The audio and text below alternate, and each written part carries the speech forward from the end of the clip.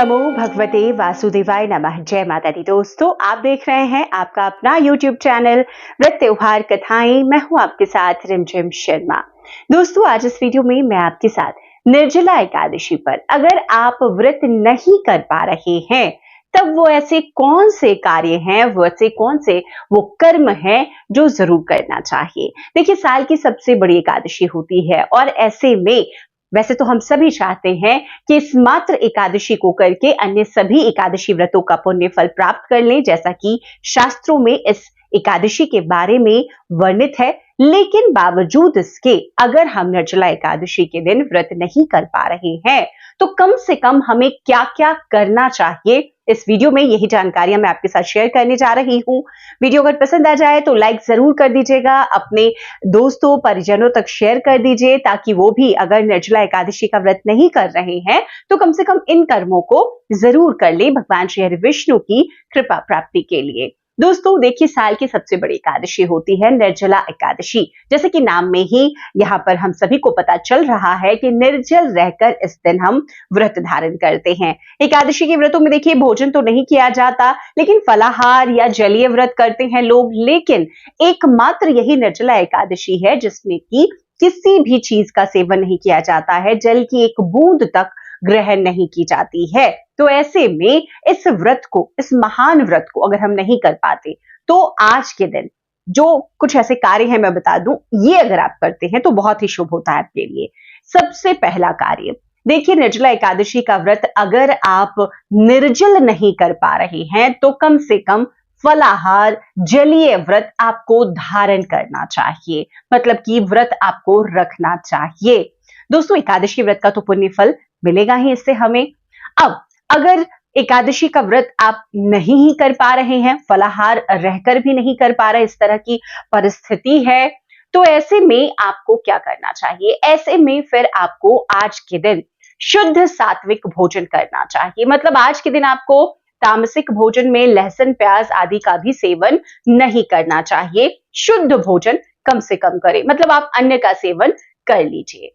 तीसरी चीज, इस दिन आपको भगवान श्री हरि विष्णु के प्रिय रंगों का भरपूर इस्तेमाल करना चाहिए। जैसे कि आज आप भगवान श्री हरि विष्णु की पूजा जब करेंगे तो उन्हें पीले पुष्प अर्पित करें। इसके बाद उन्हें जो भोग अर्पित करेंगे वो पीले भोग अर्पित करें। आज के दिन आप स्वयं भी, खुद भी आपको पीले रंग के कपड़े पहनने चाहिए।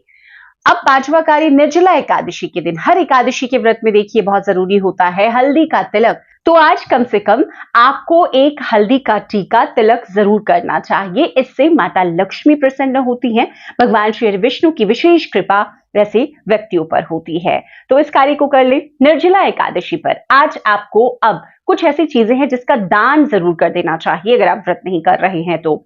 कम से कम एक जल कलश, मतलब जल से भरा हुआ घड़ा, मटका बोल लीजिए, सुराही बोल लीजिए, कलश बोल लीजिए, जो आप बोलना चाहते हैं, एक आपको जल कलश का दान करना चाहिए। अब अगर जल कलश का दान नहीं हो रहा है तो ऐसे में आप पानी का ज्यादा से ज्यादा लोगों तक वितरण करवाएं, मतलब कि पानी को आपको ज्यादा से ज्यादा लोगों तक पहुंचाना है, उनको पिलाना है। उनकी जो इस समय की जो गर्मी है, इस चिलचिलाती धूप में कहीं पर भी आप अगर पानी की व्यवस्था करवा सकते हैं और जो लोग उसे पीते हैं, ग्रहण करते हैं, जिसके बाद उनकी तृप्ति होती है, सोचिए बहुत सुंदर वो फल हमें प्रदान करते हैं। उनके आशीर्वाद से हमें बहुत शुभता हमारे जीवन में आती है। तो इस कार्य को कर सकते हैं आप।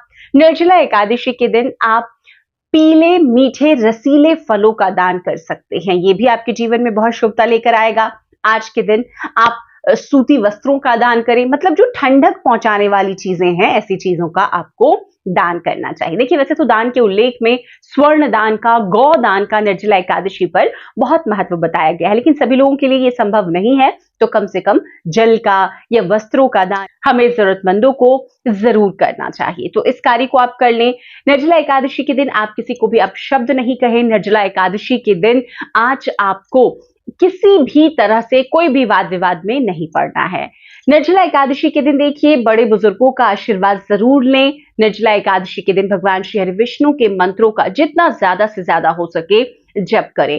देखिए, मानसिक जप भी बहुत लोग कर पाते हैं, जो नौकरी पेशे में है वो बैठकर बहुत समय नहीं दे सकते पूजा पाठ में, तो ऐसे में मानसिक जप में भी आप रह सकते हैं। आप सुन सकते हैं। मतलब अगर आप ट्रेवल कर रहे हैं, आप घर से ऑफिस जा रहे हैं, ऑफिस से घर आ रहे हैं, इन समयों में आप श्री हरि विष्णु के मंत्रों को सुन लें, विष्णु सहस्त्र नाम को सुन लें, तो इस प्रकार के भी अगर आप कर्म करते हैं तो इसका भी पुण्य फल आपको बहुत ज्यादा प्राप्त होता है।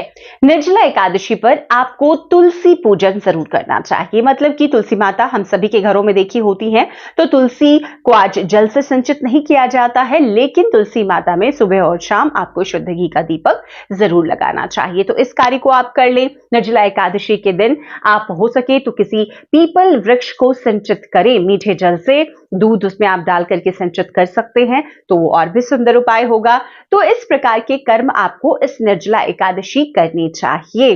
तो देखिए, अगर आप व्रत नहीं कर पा रहे हैं निर्जल निराहार रहकर, तो कम से कम ये सारे कार्य, जो 11 कार्य मैंने बताए हैं, जो हम बड़ी आसानी से कर सकते हैं, अगर इनको ही आप कर लेते हैं तो बहुत ही शुभ फलों की आपके जीवन में आपको प्राप्ति होती है।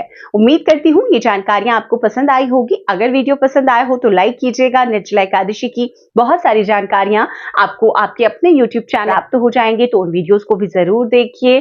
चैनल पर पहली बार आए हैं, इस तरह की जानकारियां अच्छी लगती है तो चैनल को सब्सक्राइब कर लीजिए और नोटिफिकेशन के लिए बेल बटन भी प्रेस कर दें, ताकि आने वाले समय में सभी व्रत त्योहारों की संपूर्णता से सभी जानकारियां आपको सही समय पर प्राप्त हो सके। वीडियो देखने के लिए बहुत बहुत शुक्रिया। जय श्री हरि विष्णु, जय माता लक्ष्मी।